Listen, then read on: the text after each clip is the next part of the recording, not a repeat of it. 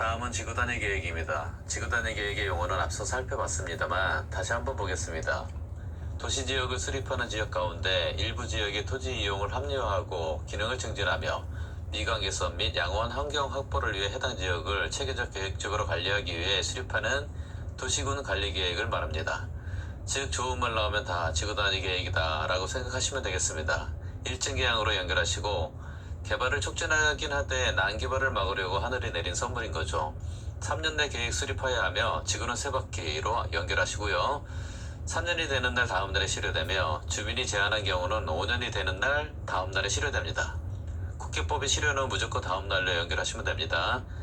수립 기준은 국장이 정하며 지정권자는 광역 도시계획의 수립권자와 같은 국장, 시도지사, 시장군수, 즉 국시도시군이며 재량적 지정 대상 지역은 할 수 있다로 연결하시고 첫째, 용도지구, 도시개발구역, 정비구역, 택지개발지구, 대지조성사업지구, 산업단지, 관광특구 등이며 둘째, 개도시공에서 해제된 구역, 셋째, 녹지에서 주상공으로 변경된 구역, 넷째, 3개 이상 노선이 교차하는 대중교통 결절지로부터 1km 이내 위치 지역이 재량적 지정 대상 지역이며 반드시 지정해야 하는 의무 지정 대상 지역으로는 정택 10년, 시공 30만, 녹지가 주상공으로 30만, 도시군 계획조례가 정하는 지역 30만 이렇게 외우시면 됩니다. 첫째, 정비구역 택지개발사업 끝난 후 10년 경과지역. 둘째, 시가와 조정구역, 공원에서 해제된 지역으로 30만 이상일 때. 셋째, 녹지가 주상공으로 변경되는 지역으로 30만 이상일 때. 넷째, 도시군 계획조례로 정하는 지역이 30만 이상일 때 지정하여야 한다. 비도시 지역에서도 지정할 수 있는 요건으로 첫째, 계획관리지역과 보전관리, 생산관리 지역 중 50% 이상이 계획관리 지역이거나 이 중 아파트와 연립은 30만 이상, 아파트와 연립과 학교는 10만 이상이어야 합니다.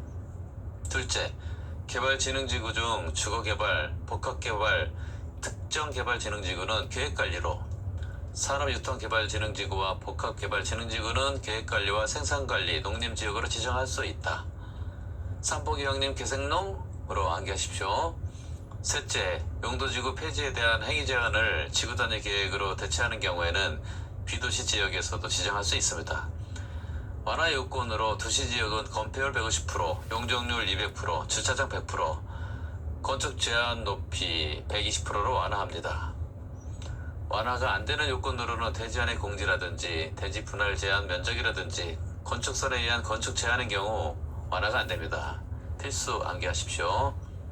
비도시 지역의 완화 요건으로는 도시지역과 같은데 주차장과 높이에 대해서만 완화 요건이 적용이 안됩니다. 구분하셔야 합니다. 지구단위 계획이 필수적으로 들어가야 할 내용으로는 1번 기반시설의 배치와 규모, 2번 건폐율, 용적률, 건축물 높이의 최고 한도, 최저 한도는 필수적으로 짜야 하며 3번 건축물의 배치, 형태, 색채, 건축선 등은 임의사항이니 구분하십시오. 다음은 개발행위 허가입니다. 허가권자는 특광특특시군이며 허가 대상 개발행위 시 여기서 공적인 개발인 도시군 계획사업은 제외된다라는 거 기억하시고요. 종류로는 건축물의 건축, 공작물의 설치, 토지의 형질 변경, 토석 채취, 토지 분할, 1개월간 물건 쌓아놓는 행위는 허가보다 개발 행위를 해야 합니다. 건물, 토물로 암기하십시오. 이 중 3번 토지 형질 변경 시 경작을 위한 형질 변경은 제외되지만 지목 변경을 수반하는 경우는 허가받아야 한다는 거 기억하셔야 합니다. 5번 토지 분할은 녹감논자 안의 토지 분할 시이거나 건축법상 분할 제한 면적 미만으로 토지 분할 시, 너비 5m 이하로 분할 시는 허가받아야 합니다. 여기서 건축법상 분할 제한 면적은 주거기타 60, 상공 150, 녹지 200입니다. 필수 암기하셔야 합니다. 6번 물건 쌓아놓는 행위는 녹관자 울타리 밖에서 1개월 이상이 여기에 해당되며 농림지역은 제외된다는 거 기억하십시오. 개발행위 받아도 건축허가는 따로 받아야 되지만 건축허가를 받으면 개발행위는 받지 않아도 된다. 건축허가가 개발행위보다 더 큰 개념이다 라고 생각하시면 될 듯 합니다. 개발행위 허가 기준은 주상생자 1만, 보전녹지, 자연환경보전지역은 5천, 공관농 3만 미만으로 암기하십시오. 자연녹지는 절대 5천이라 하지 않는다. 암기 코드입니다. 허가 없이 가능한 경미한 개발행위로는 1번 도시계획사업, 재복구, 재난수습인 경우 1개월 내 신고 의무만 있으며 2번 건축법에서 허가 없이 신고만 하면 되는 경우 3번 토지 일부를 공공용지로 토지를 하는 경우 4번 전답사의 지목 변경을 수반하는 경작을 위한 토지의 형질 변경인 경우 5번 농림이나 녹지지역의 농업용 비닐하우스에 1개월간 물건 적치하는 경우 여기서 육상 양식인 경우는 허가받아야 합니다. 6번 허가받은 면적 5% 안에서 축소시 여기서 확장은 변경 허가받아야 하고요. 7번 사업기간 단축시 연장은 허가사항입니다. 단축 축소는 허가 없이 확장 연장은 허가받으러 연결하십시오. 개발행위 허가 제한권자로는 국시도시군이며 허가권자는 특강특특시군이고 국장 도지사는 아니다라는 거 필히 기억하셔야 합니다. 허가 제한 사유로 3년 제한은 녹기수, 5년 제한은 도지기로 암기하십시오. 즉 녹지 계획관리에서 수목 집단, 조수류, 우량농지, 환경, 문화재인 경우는 3년간 허가 제한하며 연장 불가합니다. 5년 제한인 경우는 도시군 계획 수립 지역이거나 지구단위 계획 구역으로 지정된 지역, 기반시설 부담구역으로 지정된 지역인 경우는 2년 연장해서 5년간 제한합니다. 3년은 녹한, 5년은 도지기로 연결하여 암기하십시오. 제한사유 녹한 도지기로 암기하시고 개발행위 허가 제한 연장 시는 심의 거치지 않는다는 거 같이 알아두십시오. 이행보증금 예치사유는 아까도 살펴봤듯이 굴비 발차기로 암기하시고 조건부 허가는 기후환경조로 암기하십시오.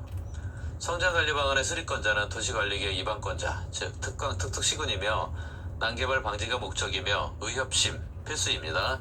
즉 성장관리 방안에는 다 있다 라고 생각하시면 됩니다. 시가화 용도인 주거, 상업, 공업지역, 유보 용도인 계획관리, 생산관리, 자연녹지 지역을 대상으로 강화 또는 완화가 목적이며 개발행위 허가 및 지구단위 계획을 하는 경우는 지방도시기획위원회 심의 거치지 않는다. 지에는 지 없다로 암기하십시오.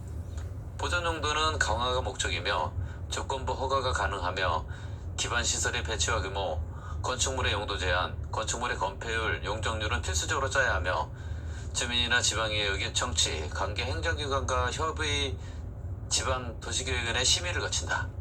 대상지역은 개발수요가 많아 무질서한 개발 진행 예상지역, 그리고 향후 시가화가 예상되는 지역, 주변 지역과 연계하여 체계적 관리가 필요한 지역, 도시군 계획지로를 정하는 지역이 대상 지역에 해당됩니다. 중동검사 대상 아닌 개발 행위로는 토지 분할과 물건 쌓기가 있다.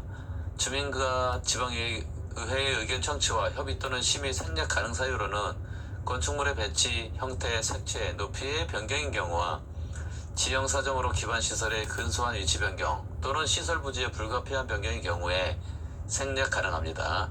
필수 암기하셔야 합니다.